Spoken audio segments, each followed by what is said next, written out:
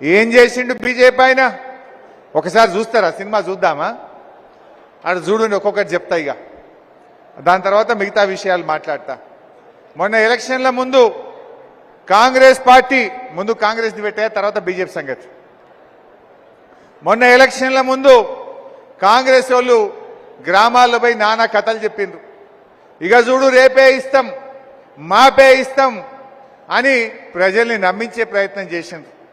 ప్రజలు నమ్మకపోతే బాండ్ పేపర్ల మీద రాసి పంచిండ్రు కొడుకులు కాంగ్రెస్ వాళ్ళు. పంచలే, నోటరీ డాక్యుమెంట్లు పంచిండ్రు కాంగ్రెస్ వాళ్ళు. మరి నిజంగా చేసిండ్రా? ప్రజలు నమ్ముతలేరని సోనియా గాంధీది జిమ్మేదార్, రాహుల్ గాంధీ నా బాధ్యత అని మాట్లాడిండు. మొదటి అసెంబ్లీలోనే 6 గ్యారంటీల మీద చట్టం చేస్తాము అని చెప్పి మాట ఇచ్చిండ్రు.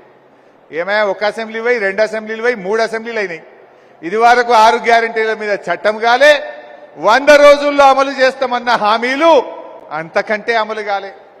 అందుకే ఓ డ్రామా, టెలిఫోన్ ట్యాపింగు, ఇదేదో అవినీతి అయిందని వైట్ పేపరు బ్లాక్ పేపరు అని ఓ డ్రామా సీరియల్ లాగా నడుపుతున్నారు.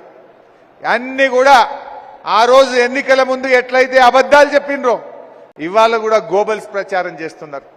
వాళ్ళకి ఏంది ఫెయిల్ అయిపోయిండ్రు. వాళ్ళు 100 రోజుల్లో అమలు చేస్తామన్న హామీలు అమలు కాలే. జనం దగ్గరికి ఏం ముఖం పెట్టుకోవాలి పోవాలనో తెలియక అన్ని లీకులు రాయిస్తూ, అన్ని ఫేక్ వార్తలు రాయిస్తూ, మన లీడర్లను బెదిరించి ప్రలోభాలకు గురి చేసి బీఆర్ఎస్ పార్టీ నాయకులను కొని మేమేదో గెలుస్తామని వాళ్ళు అనుకుంటున్నారు. బిడ్డ, మీరు గెలవరు. మీరు 6 గ్యారంటీలు అమలు చేయలే. ఇలా ప్రజలు బాధల్లో ఉన్నారు. పంటలు ఎండిపోతున్నాయి, రైతు ఆత్మహత్యలు జరుగుతున్నాయి, ఆటో కార్మికులు ఆత్మహత్యలు చేసుకుంటున్నారు. నువ్వు మాట తప్పినావు, తప్పకుండా నీకు గుణపాఠం తప్పదు.